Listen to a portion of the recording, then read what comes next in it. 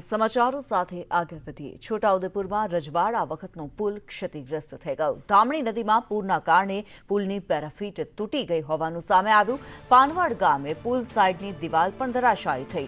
સાવચેતીના ભાગરૂપે વાહન વ્યવહાર બંધ કરવામાં આવ્યો છે।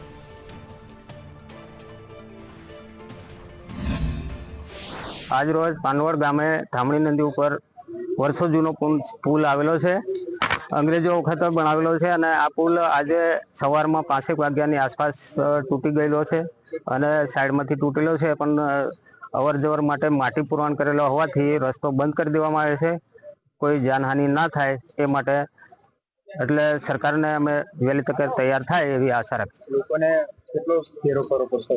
लगभग आ पुल बंद थवाथी 3 किलोमीटर राउंड कापीने आवવું પડે છે।